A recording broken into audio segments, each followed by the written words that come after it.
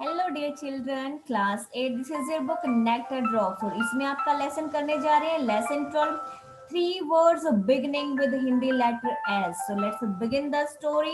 फिर इसमें आपको हिंदी लेटर के जो थ्री वर्ड्स हैं उनकी जो है वो इक्वालिटी बताएंगे, उनकी इंपॉर्टेंस बता रहे हैं इस स्टोरी में कि इनकी इंपॉर्टेंस क्या होती है। सो बिगिन द स्टोरी।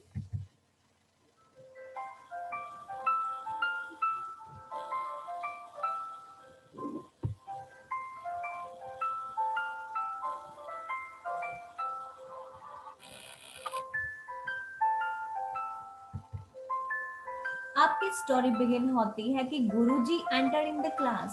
जैसे गुरुजी होते हैं ना कि टीचर होता है, वो क्लास में आता है और सारे स्टूडेंट्स उनके रिस्पेक्ट में खड़े भी होते हैं। तो ऐसे यहाँ पर स्कूल में एक टीचर होता है जो यहाँ पर उनके रिस्पेक्ट में बच्चे खड़े हो जाते हैं और वो अपने बच्चों को बताते हैं कि आज हम हिंदी के थ्री लेटर्स के जो थ्री इंपॉर्टेंट वर्ड्स हैं उनको हम पढ़ने जा रहे हैं। जैसे पहला होता है कॉपरेशन, हम इसको क्या बोलते हैं?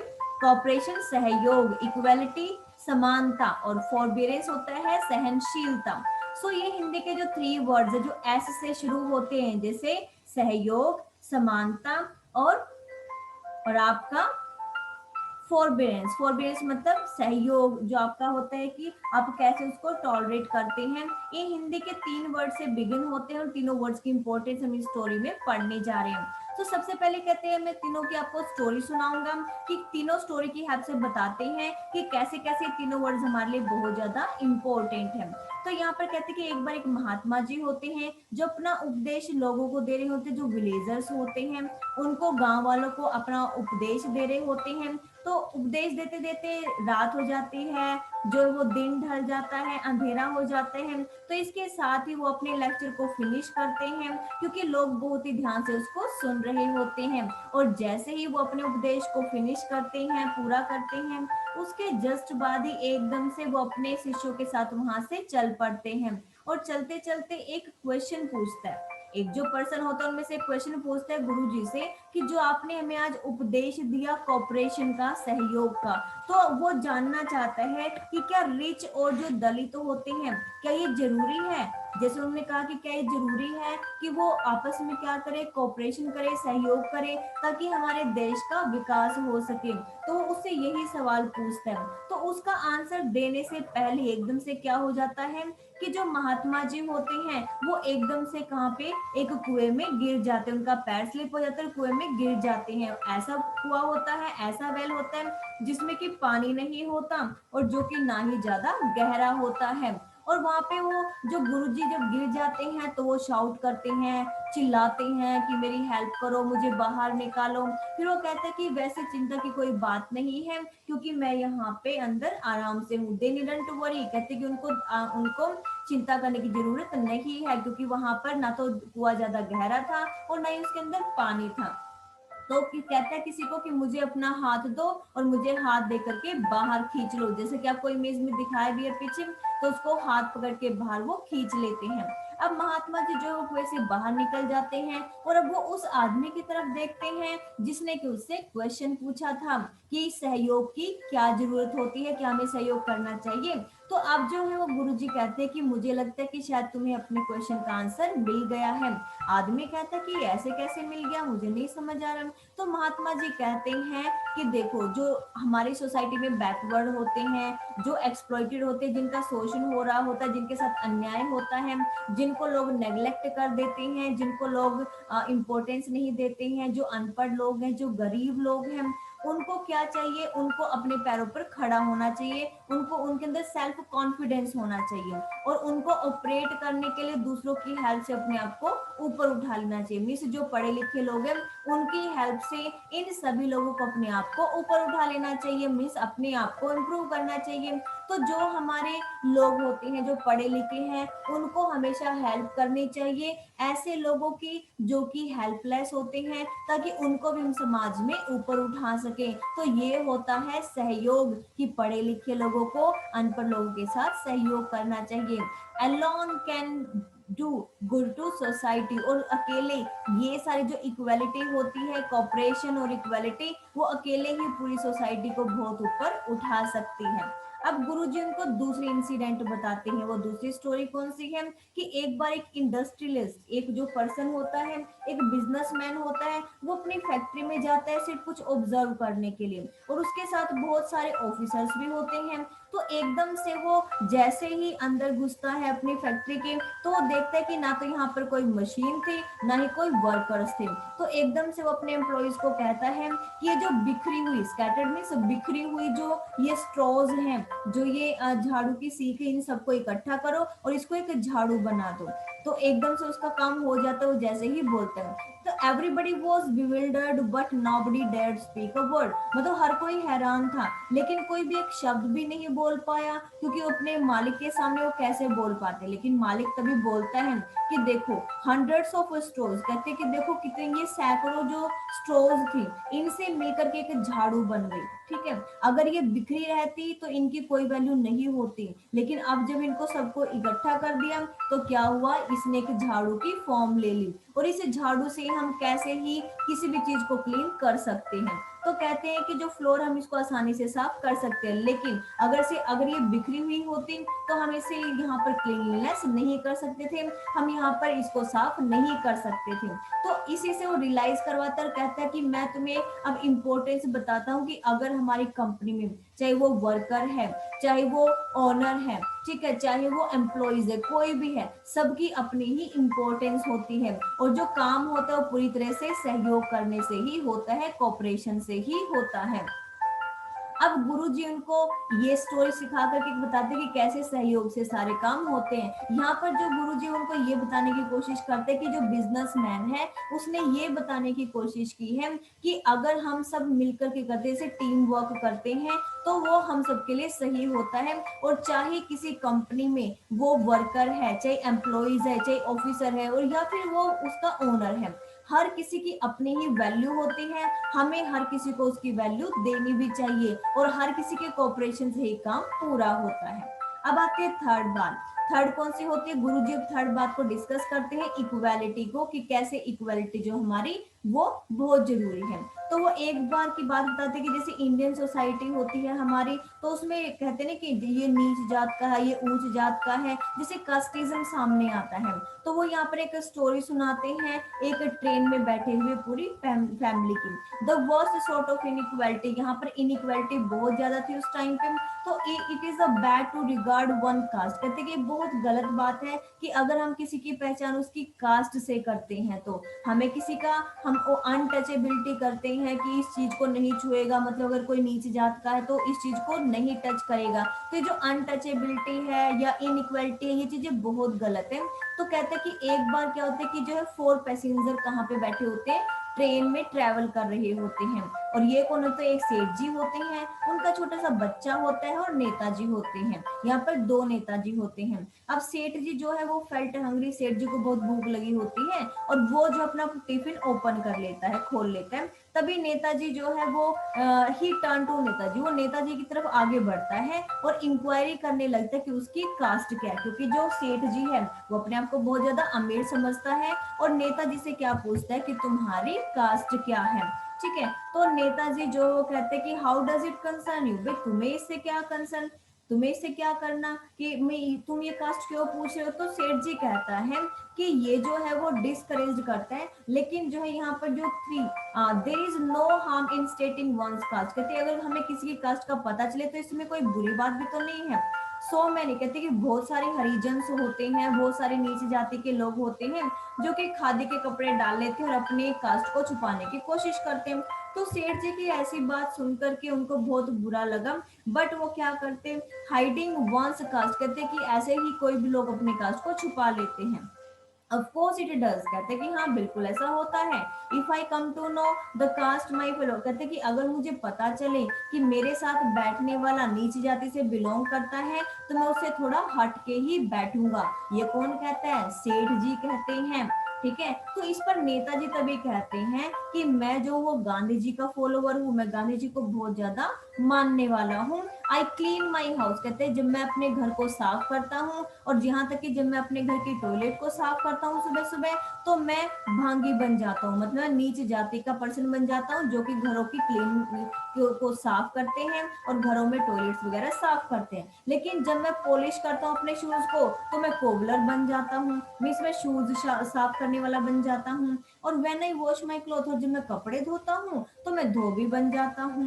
ठीक है, बट जब मैं अपने स्टूडेंट्स को पढ़ाता हूँ कॉलेज में, तो मैं ब्राह्मण बन जाता हूँ। तो अब तुम ही बताओ कि मैं किस कास्ट से बिलोंग करता हूँ। तो गांधी जी ने जो है उनको इतना अच्छी चीजें सिखाई थी कि अगर आप घर का काम करते हो तो आप भी वही बन जाते हो जो लोग आपके घर का काम करने आते हैं। जैसे हम सर्वेंट बोलते हैं, तो हम अपने घर का काम करने वाले खुद के पर्सन बन जाते हैं। और अगर हम अपने शूज साफ करते हैं तो इसका मतलब हम कोबलर का काम कर रहे हैं, तो हम उस टाइम पे कोबलर बन गए। अगर हम अपने कपड़े धो रहे हैं तो हम क्या बन जाते हैं, धोबी बन जाते हैं। और अगर मैं बच्चों को कॉलेज में पढ़ाता हूँ तो मैं क्या बन जाता हूँ, ब्राह्मण बन जाता हूँ, मैं उनका टीचर बन जाता हूँ। तो अब तुम ही बताओ कि मैं कौन सी कास्ट से बिलोंग करता हूँ। अब सेठ जी जो है वो सारी बातें सुन रहे थे।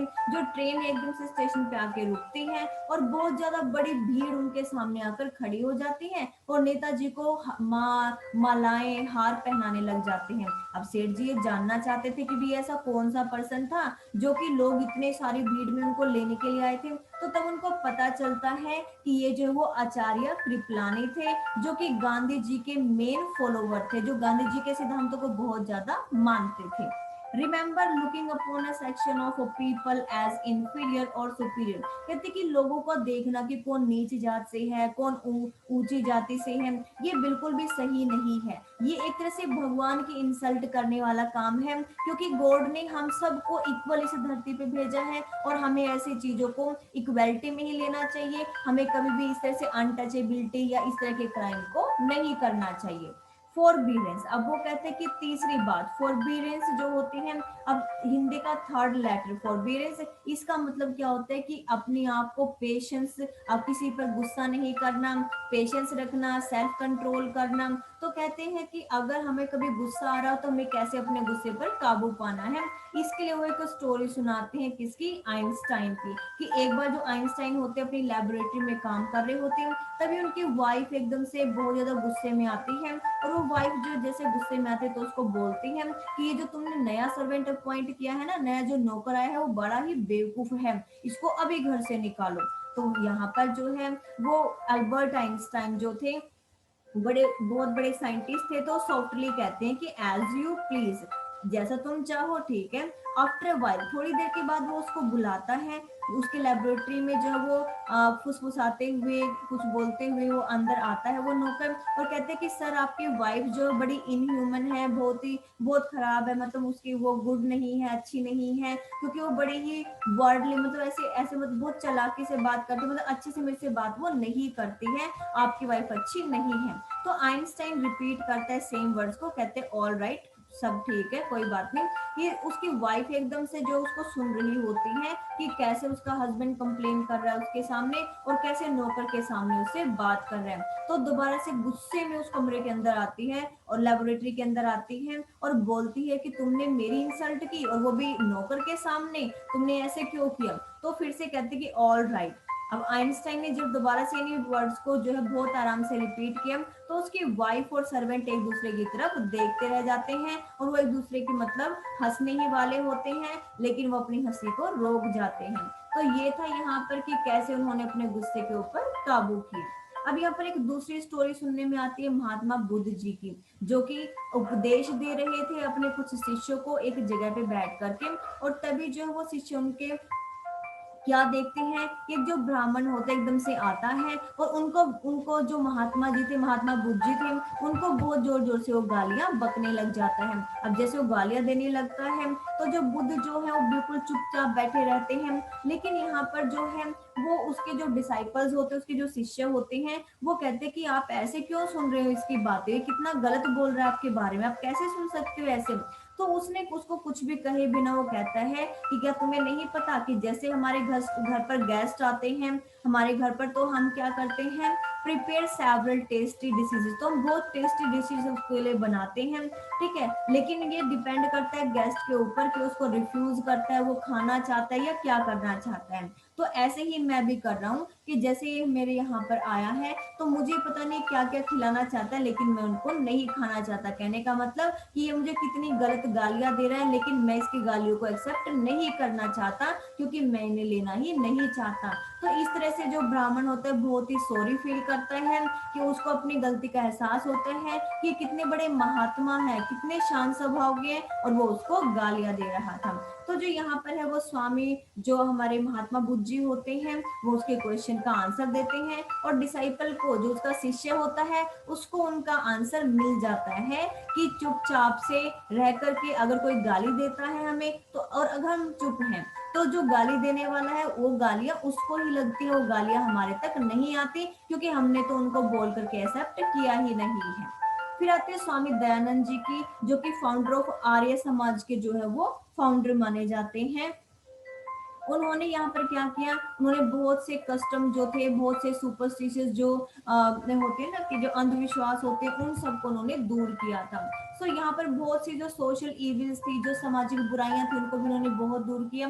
और यहाँ पर अनटचेबिलिटी थी, बहुत सी ऐसे रिचुअल्स थी, रिवाज थे, बहुत से ऐसे ब्लाइंड फेथ से अंधविश्वास थे, जिनको उन्होंने दूर किया। तो नेचुरली जो उन्होंने कुछ काम किए थे जो कि बहुत ज्यादा सही थे सोसाइटी के लिए। अब एक दिन क्या होता है, टू आउट अ प्रोसेशन, एक बार वो क्या करते हैं, one day his critics to out a procession, एक बार जो उनको क्रिटिसिस मतलब क्या होता है, ऐसे लोग जो उनके अगेंस्ट थे।